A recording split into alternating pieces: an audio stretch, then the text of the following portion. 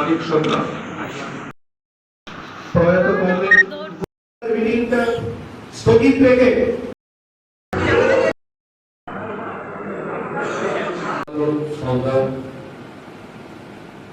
এখানে এসে মার সাথে সাক্ষাৎ করেছে, হয়তো এটা বলেই তাকে এখানে নিয়ে আসা হচ্ছে। মায়ের ছবিতে কিন্তু ফুল দিচ্ছে, তারপরে জিজ্ঞেস করছে মাসে বসে শুনছিলেন কখনোই মার সাথে দেখা করতে, তা থেকে আমার মতো নিশ্চয়ই আপনারাও উপলব্ধি করতে পারছেন এই ব্যক্তির মানসিক অবস্থাটাকে। এরকম একটা পরিস্থিতির মধ্যে থাকে আমরা তাকে স্মরণ এবং শ্রদ্ধা জানাবার জন্য এখানে মিলিত হয়েছে। তার স্মৃতির প্রতি শ্রদ্ধা তো আমরা আমাকে বলতে হবে, তার জন্য আমি আদৌ প্রস্তুত ছিল। অভাবনীয় ঘটনা সেদিন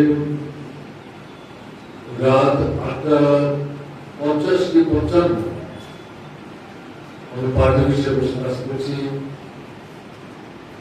কংগ্রেস কৃষ্ণারক্ষে নারী আন্দোলনের অন্যতম নেত্রী।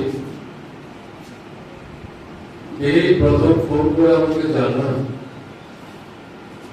গৌরীপাল অসুস্থ, জিবি হাসপাতালে চিকিৎসিত হচ্ছে এবং খুব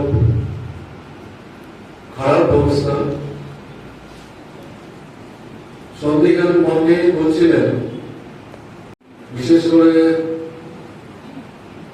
অজয়ের সাথে কৃষ্ণারক্ষীদের যে কথোপকথন, তার রেস্ট নিয়ে কৃষ্ণা বলবার চেষ্টা করছিলেন। অজয় ঘোষের কথা থেকে মনে হচ্ছে সম্ভবত গৌরীপাল দেশে নাও থাকতে পারে। এই পরিস্থিতিতে জিবি হাসপাতালে পৌঁছে আমি যা দেখলাম, গৌরীপালের মাথায় হাত রেখে আমরা ডগা হলে চোখের জলে তার মুখ ভাসাচ্ছে। তার একমাত্র সন্তান, কন্যা সন্তান আমার জানা ছিল না। আমি যেটা লক্ষ্য করছিলাম, গৌরীপালকে প্রথম আমি দেখি ত্রিস্তর পঞ্চায়েতের যে নতুন আইন, তাতে যে জেলা পরিষদ গঠন হচ্ছিল, অবিভক্ত 6 জেলা নির্বাচিত হয়ে গৌরী সহ সভানেত্রীর দায়িত্ব পালন করছিলেন। এরকম একটি প্রশাসনিক সভায় আগরতলায় আমাদের পুরাতন যে সচিবালয়, যেখানে বসে মন্দিরের কাজ করতাম আমরা, সেই সভায় প্রথম তাকে আমি দেখে আমি একটু অনুসন্ধিত হই। এত কম বয়সের মেয়ে,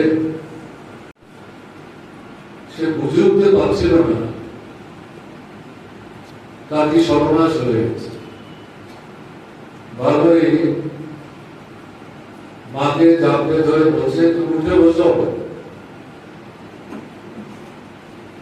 এবং পাশে যারা ছিলেন মহিলা এবং পুরুষ,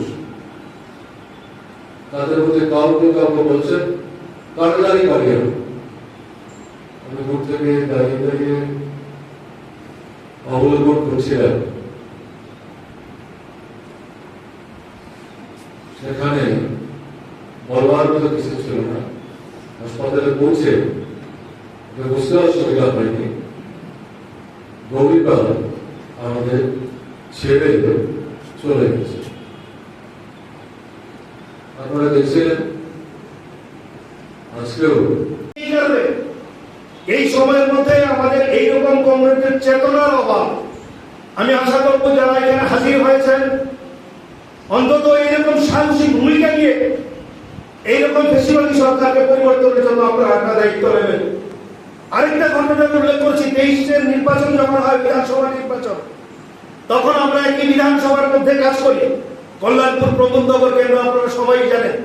এই খোয়াই জেলার মধ্যে সবচেয়ে বেশি আক্রান্ত, সবচেয়ে বেশি সন্ত্রাসবাদীরা এই বিজেপির আশ্রিত দুষ্কৃতিকারীরা আমাদের কোন রকম প্রকাশ্য কর্মসূচি সেখানে সংগঠিত করতে দেয়। ভোট গণনা হয়েছে, আক্রান্ত হয়েছে আমরা যারা এখানে ভোট গণনায় কেন্দ্রে ছিলাম। প্রথম গাড়িতে আমরা কংগ্রেস গৌরীবাবুকে উঠিয়ে দিয়েছিলাম, কৃষ্ণপুর দিয়ে আসতে পারেনি, মুঙ্গিয়াকামি দিয়ে ওকে আসতে হয়েছিল। আমাদের কৃষ্ণপুরের কাছাকাছি একটা গ্রাম, সে জায়গাটার নাম হচ্ছে ছয়খোলা। ওইখানে তখন গাড়ির ড্রাইভার